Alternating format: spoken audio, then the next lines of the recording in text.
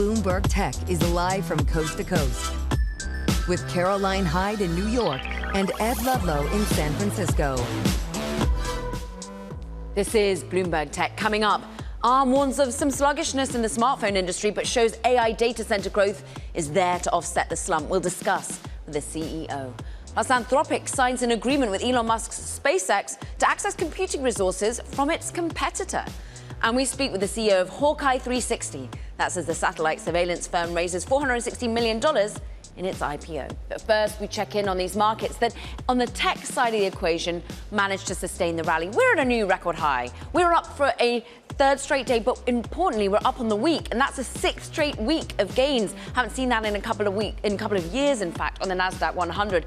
We're still seeing that optimism around AI. We, of course, have the clouds of geopolitics, and in many ways, we are somewhat concerned about whether or not a peace deal will be moving forward with Iran and the United States. So otherwise, traders taking perhaps a little bit more cautious tone on other benchmarks. But tech drives higher, and let's look at how the earnings continue to flow through. Look, I'm focusing in on Arm. It's having a rough day. We're off by some 8%, but build into the context that this is a stock that has rallied hard so far this year on optimism of AGI CPU, on optimism of applications in the AI data center, but also there is still, of course, the royalties, the licenses that go towards smartphones. And I want to talk about just that at the moment, because we're joined now by the CEO of Arm more broadly, Rene Haas. I'm pleased to say you're joining us from San Diego. And Rene, the market perhaps digesting recent run-ups in the stock, but also digesting what you warned that you're seeing in the smartphone arena, and that's because of memory prices. Just dictate a little bit of what you've seen in the space. Good morning, Caroline. And I'm in San Jose, not San Diego, but that's okay. In terms of the overall market and the quarter, we could not be happier in terms of the results that we had this last quarter. It was $1.5 billion in that neighborhood of revenue, which not long ago used to be an annual revenue number for the company. Our data center business doubled year on year, and we're seeing huge demand for our new product, the Arm AGI CPU. So all of that has really added up to a terrific quarter. To your question, as far as smartphones, we have definitely seen a slowdown there as well. However, I would say compared to some of the other folks in the market, we're not really as exposed there, probably for two big reasons. Number one, a lot of our volume comes from the premium segment where the royalty rates are quite rich using version 9.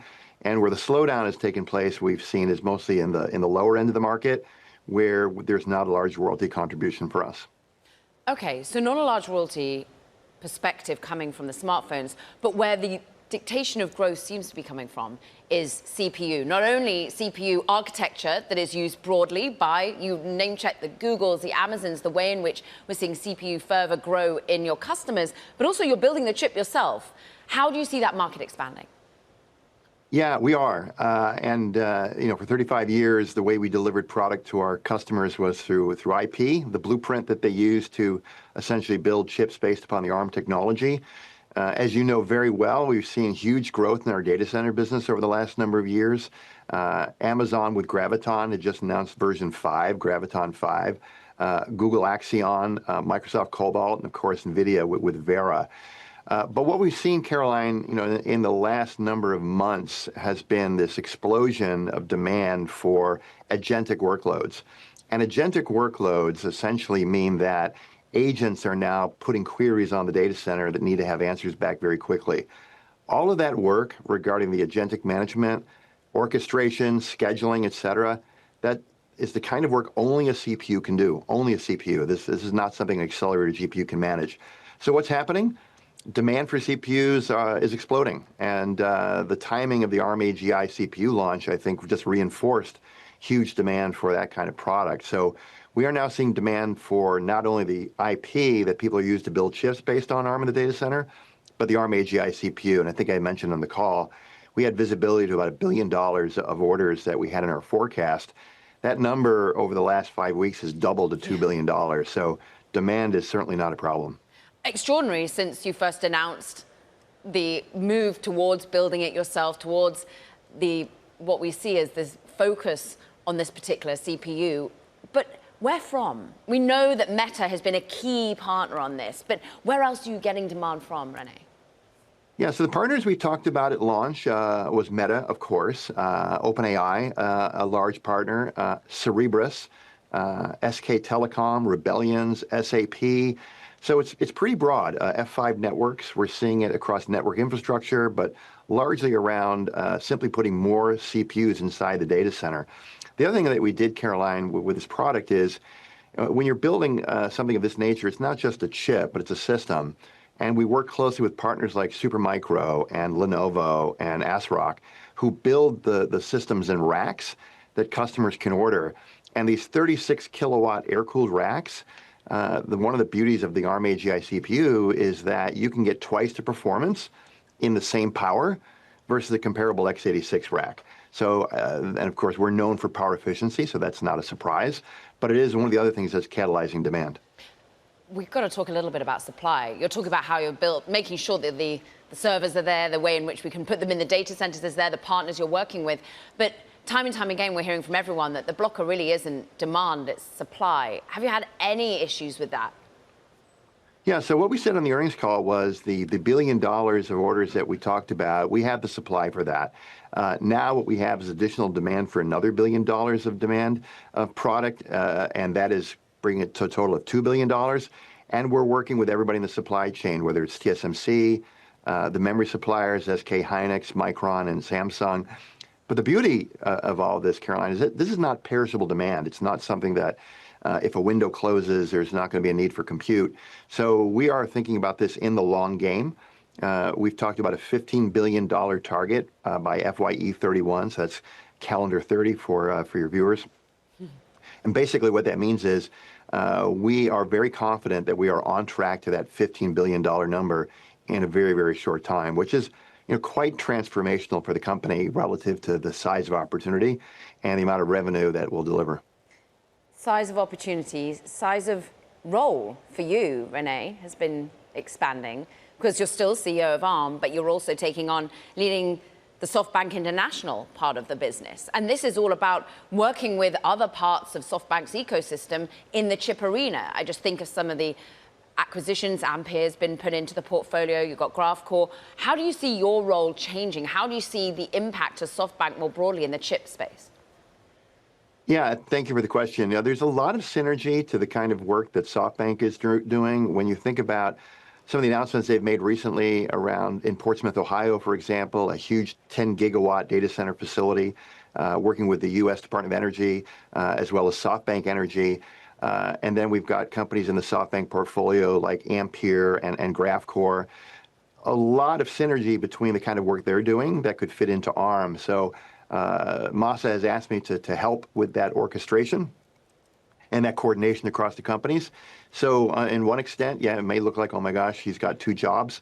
But on the flip side, there is a lot of coordination that we get benefit from both sides. So I'm happy to help in any way that I can.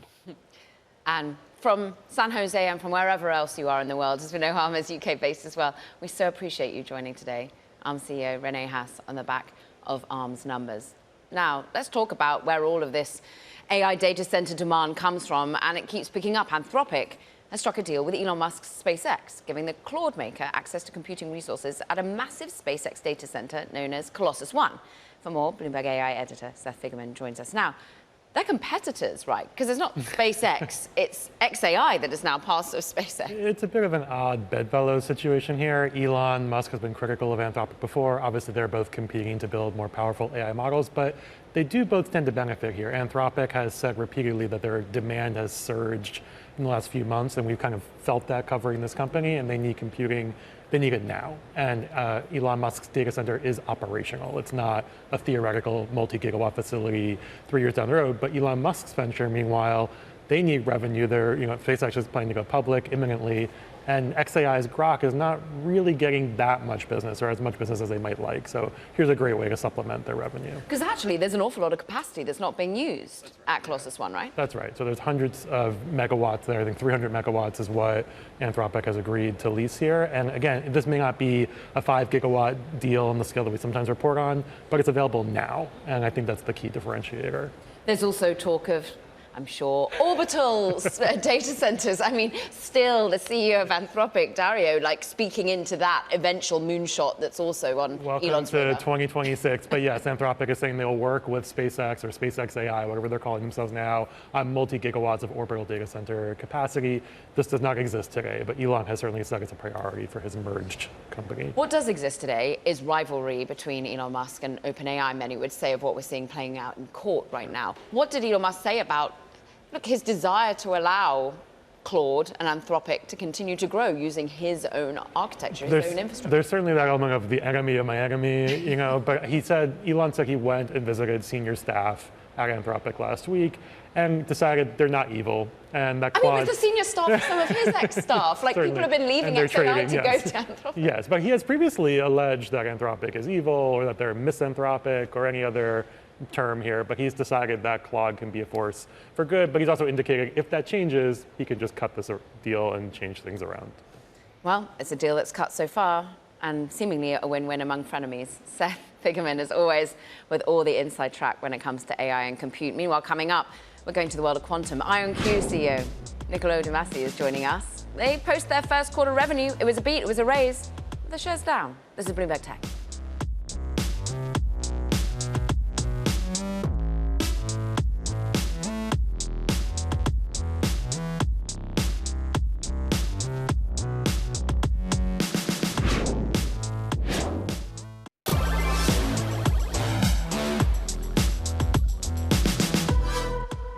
As the clock ticks down on its acquisition by Paramount, Warner Brothers Discovery reported a deeper than expected loss in the first quarter. Shares, you see, just up about 0.1%. We're digging into the details of Bloomberg's Hannah Miller. The loss is because they owe Paramount, right? This is all teed up with the amount that was given to Netflix. Yes, it's definitely an anomaly. So basically, even though Paramount has already paid that $2.8 billion termination fee to Netflix, there are circumstances where Warner Brothers would have to refund them. They would be unusual circumstances, but Warner Brothers still has to report that and still have it on its books. Otherwise, though, if you strip that out, going to the actual fundamentals of the business, how are they doing in terms of content creation? How are they doing in terms of streaming? Yeah, so we've seen success on the streaming side, though they are not reporting their specific subscriber counts. They're following in the footsteps of Netflix and Disney, but they are on track to reach their goal of having more than 150 million subscribers by the end of this year. We also saw some strength in streaming. They had some hit shows, season 2 of The Pit, A Night of the Seven Kingdoms, and yeah, their studios revenue looked good as a result. What about the UK and international growth? They launched there, right, in late Q1? Yeah, this global expansion of their streaming platform plays a lot into their goal of having, tons of streamers around streaming subscribers around the world. So, this is all part of their strategy. They are a very international company, so it makes sense for them to just keep expanding abroad. Meanwhile, we just keep all eyes on how the deal progresses. Hannah Miller, we so appreciate you. Thank you. On the back of Warner Brothers Discovery's earnings. There's more earnings. This time we're focusing in on quantum. IonQ.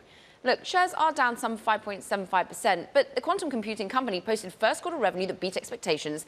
They had higher than expected second quarter outlook. And in fact, they raised the full year guidance. Niccolo de Masi is with us, IonQ CEO. So maybe profit taking, maybe just appetite from investors is so excited when it comes to quantum. Do you think that's what's putting some pressure on the stock today? Look, my job is to run the business as best as one can. We're up probably 70% from this time last year. And at the end of the day, I think that we have tremendously great access to capital. We're executing well, and we're demonstrating that quantum's got this fantastic strategic and financial inflection point, right? So we just uplifted guidance for the full year to be more than double last year's revenue at the high end. We tripled revenue last year. We're the first 7, 8, and then 9-figure revenue quantum company in history. I want to be the first to 10 figures of revenue. That's the goal right now. Well, the goal longer term is for fault-tolerant quantum computing. It's to get to 80,000 logical qubits. The milestone you've got, 256, why is that a milestone? Why is that an inflection point? Well, yeah, we launched actually the world's first fully sort of shovel-ready blueprint for fault-tolerant computing last week as well. We call it the walking cat architecture. And the 256 chip is actually our movement to this architecture that we published and have obviously protected and patented before we did so. It's a truly groundbreaking design that I think will be in textbooks and history books, I'm guessing, in the coming decades, because it's modular and scalable, and it takes advantage of what we call all-to-all communication through this concept of sort of Bell quantum teleportation, if you will, within the chip, which is super cool. But if you're a quantum mechanics geek, you'll know what we're referring to. And so our systems allow us to build more and more powerful individual computers, but also the modularity means that we can build data center size arrays as well. And so what I like to remind people is we're very much in the process of building the most powerful ecosystem in the quantum space. It's not just computing, it's networking, sensing, and security. All of these business lines were growing, and we talked about on the earnings call just yesterday. We beat Q1 revenue guidance by about 30%. We talked about the fact that the whole portfolio is growing. We're growing internationally. It's about a third of our revenue. About a third of our customers are taking more than one product from us. So there's a lot of quantum networks, quantum computers that we're seeing demand for, and hybrid data centers as well. And that is why you want, and you say, you want to be the NVIDIA of quantum. Is that in the way? Look, we're not going to compare like for like. Revenues are still way off what NVIDIA is currently bringing, but you've got to start somewhere. And in that respect, is it just you want to own the whole pie? The fact that you are going to be in charge of a lot of part of the ecosystem is where the NVIDIA sort of comparison comes. Look, I'm a huge fan of Jensen. Hero for anyone, I think, to be honest. Tenacity in building a business over the last couple decades. We're going to do exactly the same thing. We've been at it 30 years. We built the world's first quantum logic gate in '95. Now we've built, we delivered the first blueprint for full fault-tolerant machines, and we're demonstrating all aspects of that architecture. So it's just engineering from here on out as we turn the handle and scale. But yes, we want to make sure that people learn on our architecture, stay in our architecture, change the world on our architecture, and all aspects of applied science, material science, pharma, defense intelligence, logistics, chemistry, and so on. But we're going to be, an open ecosystem. So we work with, Microsoft, Google, Amazon, et cetera. We will plug into everyone's software stack. But at the end of the day, we want it all to be sort of residing on our hardware. And so we want to keep control of the critical pieces of the software and hardware stack and the algorithm stack as we scale. You're not the only one in the race. And when I think about Fujitsu, for example, or what others are doing elsewhere, who are you seeing in your peripheral vision? Where are you seeing competition coming for what you're building? Well, I think we're quite unique in the sense that we've not only always had a technical lead, but we now have a manufacturability and a robustness that's really grabbing people's attention, right? So I talked about technology readiness levels on the earnings call last night, and how our quantum sensors are on submarines up to spacecraft. And we're thinking about the full quantum platform as something we want to deliver to the warfighter in all warfighting domains, but also that indicates the level of reliability and robustness that our enterprise customers can benefit from, right? So sensors have very high what's called technology readiness levels by the military. Our quantum networks are also deployed quite high levels of TRL. Quantum computers are very much, growing, catching up, evolving very quickly, and we're having to trade off to some extent, how much do you harden the current generation and work on the next generation. But we're doing all that in parallel, and we continue to invest in our manufacturing capacity because we've talked in the last 2 earnings calls about the fact that demand really has been coming towards us, and they've been coming to where our product portfolio is. And so we're growing our manufacturing footprint across the whole product family to meet that demand. You've articulated a lot of the recent commercial wins in the earnings, so appreciate you coming on and talking about the longer-term trajectory. It's always interesting to catch up with Niccolo de Masi. He's of IonQ on the back of his earnings. Now, we're also watching shares of Block. They're scheduled to report first quarter results after the market close, but Wall Street will be looking for insight into how the company is faring in the wake of massive job cuts announced last quarter, which the company described as a bet on AI. We're currently up 0.8%, but we've got so much more coming to you when we think about tech layoffs, when we think about the implications of AI, whether AI is taking your job or whether AI is just using your salary to deploy into the investment that companies need to make. We've got all of that in the private sector job cut announcements that are coming. Challenger data we dig into. This is Bloomberg Tech.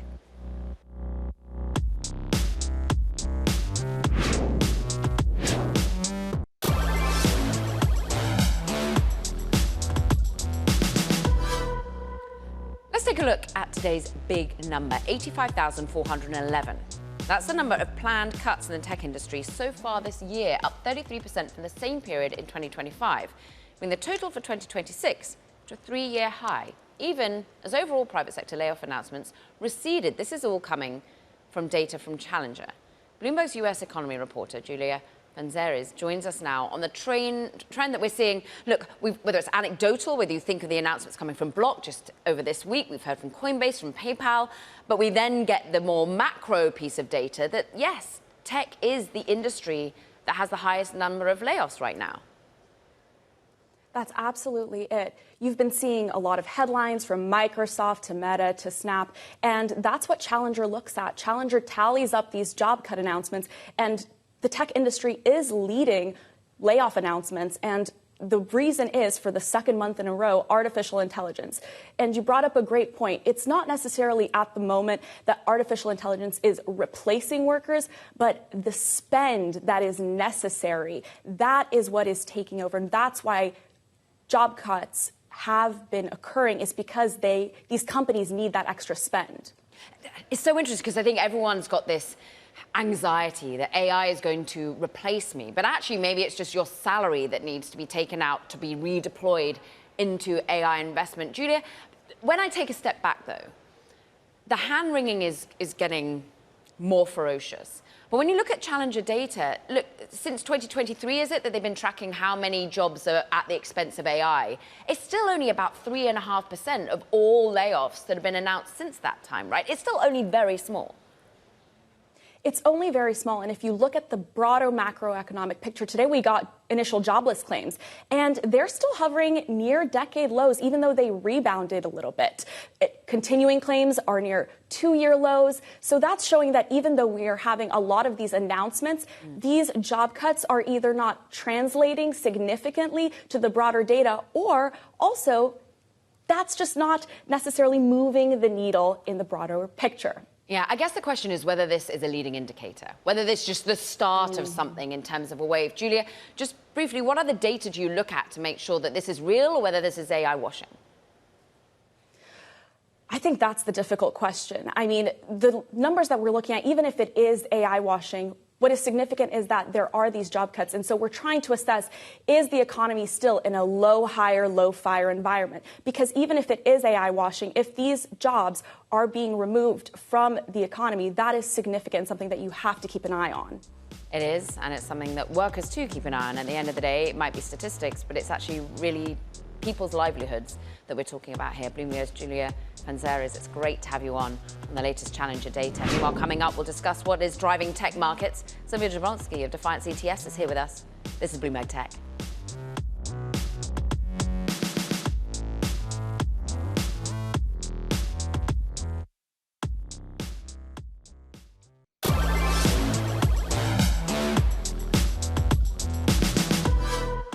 Welcome back to Bloomberg Tech. We check in on these markets that are at a new record high. We're on pace for a 6th straight week of gains on the Nasdaq 100.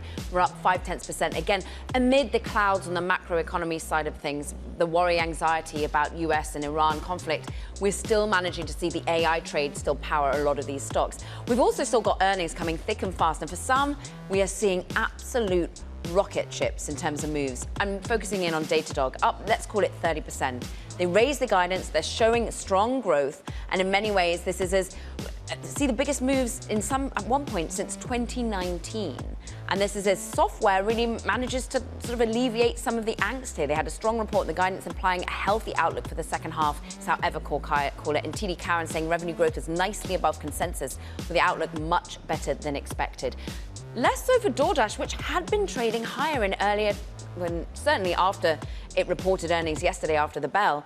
The gains that we saw in gross order value had impressed in many ways. The firm giving a second quarter marketplace gross order value forecast that really beat average analyst expectations, but maybe expectations got ahead of themselves as Uber's numbers had been strong as well. We're just down 0.6%. But earnings is one of the key drivers in the market at the moment. And Sylvia Jablonski is with us, CIO at Defiance ETFs, and talking to discuss investor appetite, whether it be for software in some respects. We're finally seeing some love for Datadog, but you're also seeing love for what's happening in terms of the AI trade more broadly, infrastructure, quantum. We just had IonQ on. Yes. What are the driving forces you're seeing in the ETFs? Well, I think the driving forces are very much that these companies are doing quite well. We just talked about IonQ off camera for a minute there, 755% revenue growth. You know, This is a company that's doing full stack services. They're involved in defense. They're involved in quantum infrastructure, deals with Azure, deals with AWS. And I think that a lot of these disruptive and thematic themes are playing out because these companies are starting to generate revenues. They're starting to go from being science projects to actually being commercial. And that's really what the retail investor needed to see. And I think why you're seeing some momentum in these spaces. Isn't it interesting that a science project, I mean, some days we can be very enthusiastic about the project of AI and large language models more broadly. We think that they're going to be driving absolute productivity gains. And then there's other days where we have anxiety about just supply restraints, whether they're able to build out compute, whether they're able to afford compute. How much are you seeing on a day-to-day the shift in sentiment? Well, I think what's great is actually, if you look at some of these themes, AI and even quantum, right? Like just look over the last 2 or 3 years. It's good news comes out, earnings are positive, the stocks rally 30, 40%. You know, someone says, oh, we're 10 years away from this coming to fruition and the stocks fall 20, 30%. So what I would say is that opens up opportunities for investors. When you have this uncertainty and it's a nascent field, you know, you can actually buy dips here and hold these stocks for longer periods of time, hold these AI-powered infrastructure ETFs and things like this. But, you know, what I will say is that it also just shows you how much demand there is and what the runway is for these companies. You know, now we're talking about photonics that are needed to power data forward. We're the talking Corning about deal, for example. The Corning deal, Lumentum, Coherent. You know, we're talking about different forms of energy, whether it's nuclear energy, and all of this is needed to drive this forward, and we're in the early stages. So I think the picks and shovels are going to have a long runway ahead of them. Where there has been a lot of anxiety has been software. And look, Datadog actually calls itself an AI-powered software provider. They're giving tools for AI coding. They're also all about the networking infrastructure. But how are companies getting sort of wheat and chaffed by investors right now as to whether they can harness AI growth or whether they're going to be left behind? Well, I think when the market had that ChatGPT moment so long ago at this point, it was the Microsoft investment news. All of a sudden, every single company in the S&P 500 tied itself to the word AI. And when it tied itself to the word AI, that company tended to do well and the stock price went up. And then the market has figured out, like, okay, not everybody is AI. And so I think Datadog has done something differently. You know, how that bodes for the rest of software, I think that if you see these major software companies integrating AI into their infrastructure, they will be potentially fine. And also you have larger companies like IBM, for example.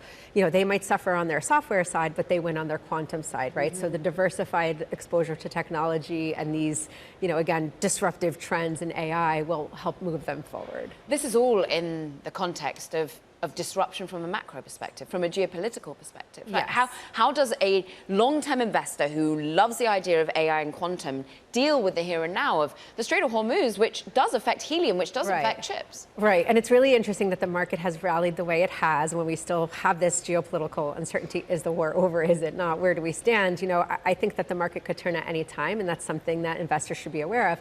However, when you think about the way that you invest, when we're specifically talking about disruptive themes, you want to be a longer buy and hold investor, right? You want to kind of weather the COVIDs, you want to weather the Russia-Ukraine, you want to weather what's going on in the Middle East and keep that long-term outlook because you're not going to be able to predict geopolitics.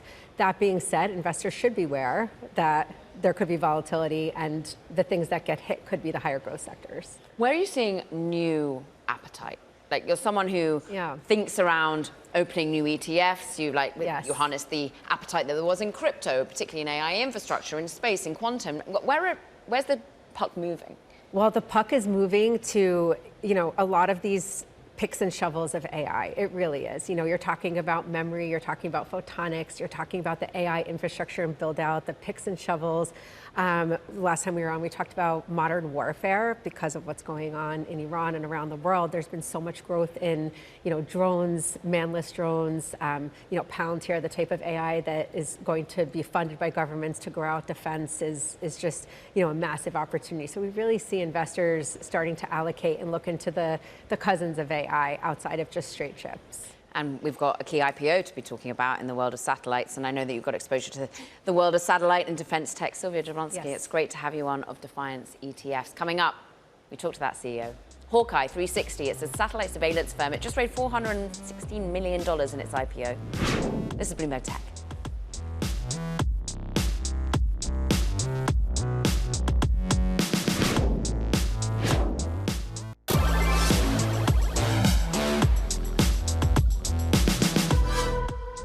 Another tech company is going public today in the latest sign that the IPO market is picking up steam. HawkEye 360, priced at the top end of the range, raised $416 million, and the firm provides satellite-based signals intelligence for US government agencies. HawkEye CEO John Serafini joins us now. And look, your shares are currently indicated to pop at the open, $30 to $32. How does that make you feel, John? It's a wonderful day. It's a wonderful day for our company and for our customers around the globe. Okay, so we could see that sort of movement higher. $26 is where you priced. You are 25 times oversubscribed. So for those that didn't manage to get in, what's the thesis here? What are the growth opportunities for HawkEye 360? Well, it's a very durable, all-weather company. We obviously have a value proposition of providing signals intelligence to the warfighter community during times of geopolitical volatility. But our capabilities are orchestrated to provide value in all environments and all business conditions. And we have a track record of having built a very durable company that works in any operating condition and in any economic environment. You only operate a constellation of more than 30 satellites. How does that look to grow, and what actually do those satellites perform right now? Yes, so our constellation today is over 30 satellites that provides an exceptional revisit rate over anywhere on Earth, as well as very low data latency, so we can get that data to our customers, the warfighters, in a timely manner. All of these conditions provide for capabilities that the warfighter is using in places like the battlefield or in the South China Sea to be able to detect and track dark vessels. We have a very exquisite value proposition of being able to geolocate, analyze, process RF data and deliver that to warfighters on a timely basis. How does that expand? Is it just the US government and it's more of the budget that is an expanding budget coming from the Pentagon? Or is it other allies that you work with? How are you seeing the growth of HawkEye 360? Well, we've orchestrated our company to be very diverse in our revenue base. So we have a US government business that's significant. Today it represents about 75% of our work. In the past, our international business has been upwards of 50% of the HawkEye heritage capability. We have a number of great international customers. We're very pleased to be able to support them, and the growth drivers on the international side are very robust. You are using the money, the funds raised, to repay debt and to help fund deferred payments related actually to an acquisition you made in December. What about that? I mean, you bought a Dallas-based provider of signal processing technology. Could you add on anything else? Or is acquisitions in an inorganic growth a way to continue to expand? Well, we're quick to want to combine the organic growth of over 70% last year in 2025 and the exceptional profitability of over 20% on adjusted EBITDA basis in 2025 with continued inorganic growth opportunities. Now that we've acquired ISA, which is a meaningful acquisition, both in revenue and profitability and an exquisite fit for our technologies, and we have the institutional muscle to do this, we anticipate doing more acquisitions, and certainly the IPO provides the proceeds for us to enable that. What's interesting, John, I mean, you raised, I think, $173 million in a Series E funding round. You were nearly $2 billion, according to PitchBook. Why not stay private? What we've seen is, massive companies wait for extraordinary lengths of time to eventually tap the public markets. Why was it right for you now? Well, the warfighter deserves the very best suppliers of capability to them, and the IPO process provides exceptional validation to ensure that a company like HawkEye 360 is capable of delivering valuable intelligence to that warfighter. So we appreciate the bona fides and the validation that we've gained from becoming a publicly traded company, and obviously we appreciate the resources that are now on our balance sheet that will enable us to execute against special initiatives that will provide growth to support the warfighter. John, it's great speaking to you. We look forward to when the shares start trading. John Serafini, he's the CEO of HawkEye 360. Congratulations on the listing. Meanwhile, coming up, new product launches help Chime grow its customer base. We'll talk with the CEO, Chris Britt, about the company's earnings next. This is Bloomberg Tech.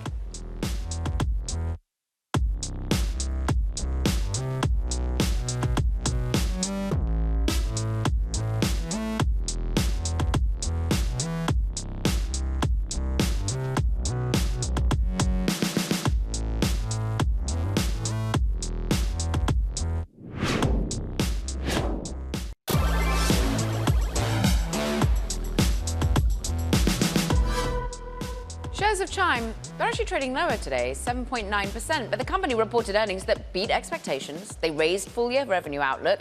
It's kind of synonymous with what we've just seen with Arm a little bit earlier. the more notable change that Bloomberg Intelligence focuses on is the fintech raising its EBITDA outlook, up 9% at the midpoint. So let's delve into all these numbers, the growth, the new users, with Chime CEO Chris Britt. And look, the stock not doing the work, but more broadly, we are seeing that you outperformed in your fiscal first quarter. How are you seeing growth for the company?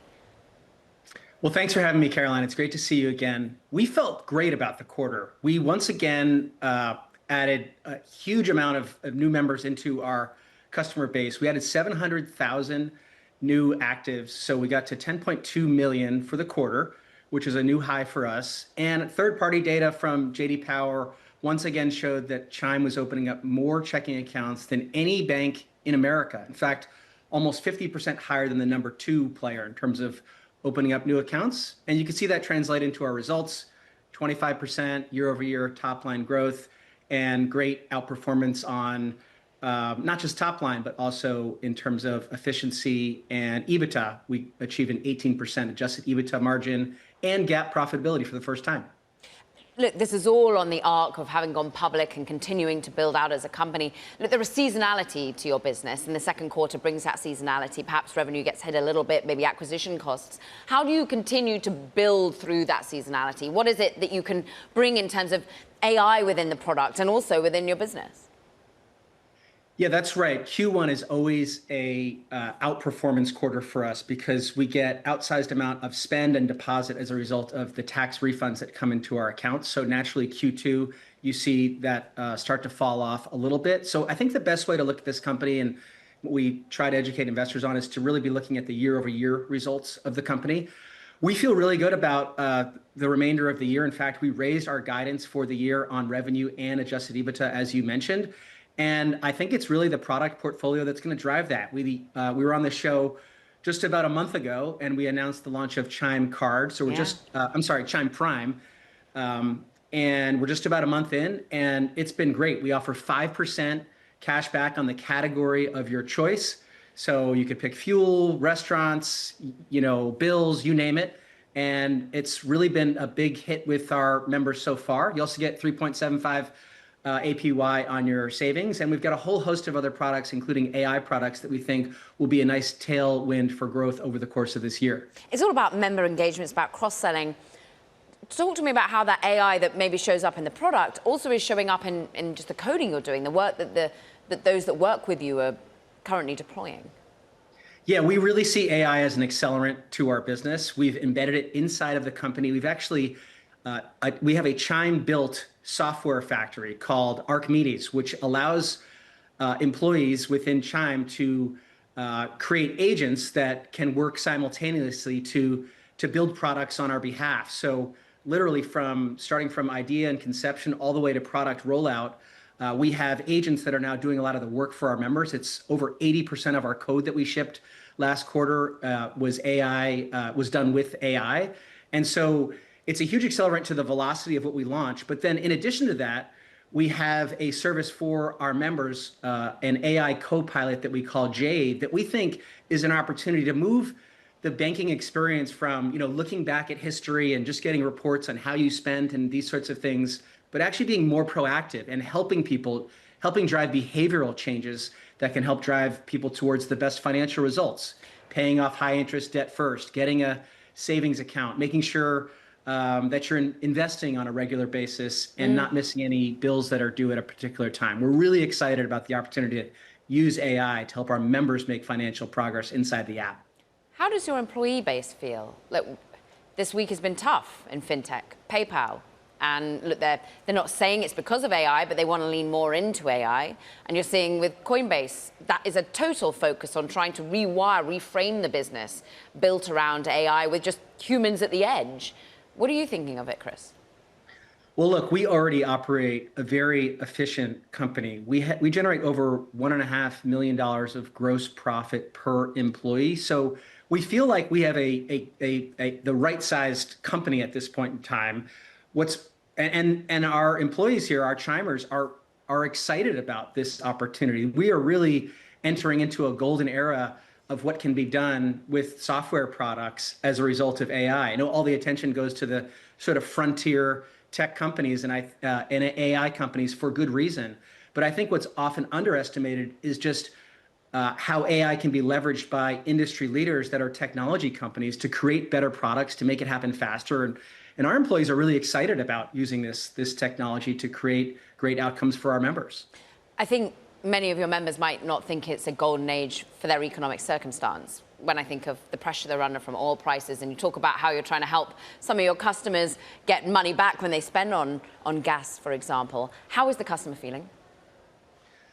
Well, I think, for the past few quarters, there's been a lot of questions about the health of the consumer. And I think for good reason, obviously the geopolitical uncertainty, the sort of broader macro pressures, but we aren't seeing it in the results. We're seeing a healthy consumer in terms of spending, double-digit increases in areas like entertainment, streaming services like Netflix, home delivery like DoorDash and Instacart, and then also big box purchases. These are all up double digits for our members year over year. We're also seeing balances that are higher, sure, because of the tax refund season, but even beyond that, we're seeing elevated savings account and checking account balances. And we have not seen an uptick in unemployment benefits. And we are the primary account for millions of our members. So if there was a bump in terms of the labor market, we would see that among our customer base. They just haven't been affected yet by it. And I think you've seen in the recent numbers that have come out around labor, like for everyday consumers, we're close to full employment still. I think a lot of the gloom and doom is more around the white collar work that is starting to be replaced by AI. Chime CEO Chris Britt, it's always great to catch up with you. Thank you for joining on the back of your earnings. Let's turn our attention to more earnings that are coming out. CoreWeave shares, as you'll see, wow, year to date, up 79%, surging in 2026. And look, AI demand fuels the need for compute capacity, of course. Investors are looking for proof that the neo cloud provider can execute on its ambitious plans, and its reports results after the closing bell. Dina Bass joins us now. And look, phenomenal appetite for compute, phenomenal appetite for the stock that's been volatile, though, Dina. What do we need in terms of fundamentals from CoreWeave? Sure. I think that people want to see continued signals on the demand. The demand signals last month from all of the large cloud providers that reported, particularly Google, but also AWS and Microsoft, were that demand for AI capacity, as you said, remains extremely strong. We just saw Anthropic sign a deal with xAI to take up some of their capacity. Everyone's looking for as much as they can. CoreWeave themselves in April signed deals with Anthropic, Meta, and Jane Street. So people want to see further details on what the demand looks like, but so far all indications are that it remains really strong. The question is, how is CoreWeave paying for expanding capacity, right? In order to meet all that demand, you have to acquire, build, develop more AI cloud capacity. And that's pricey and, and has been a little bumpy for CoreWeave and others in the industry. Yeah, there is this on again, off again anxiety as to bottlenecks or as to how good customers are for the money, Dina. But when they're branching out and it's not, say, an OpenAI exposure so much, but it's a Jump Street, as you say, it's finance, it's other enterprises, how much do investors understand that opportunity? I think CoreWeave has tried really hard all along since their IPO to both diversify their customers and make sure investors understand that. Early on, the concern was that a very large percentage of their revenue was tied to Microsoft. Then we saw, with reports of OpenAI possibly not selling as much as they might hope, CoreWeave shares and other providers reacted to that. And CoreWeave came out pretty quickly to say, look, we have a lot of other customers. And so they're trying to make that clear. They're also trying to sell more software services. Yeah. Part of their deal with NVIDIA involves figuring out, having NVIDIA market other things that CoreWeave can sell besides the raw, compute power.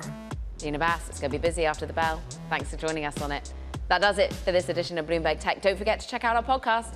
Find it on the terminal as well as online on Apple, Spotify, and iHeart. And don't forget to tune in to those numbers breaking after the bell. This is Bloomberg Tech.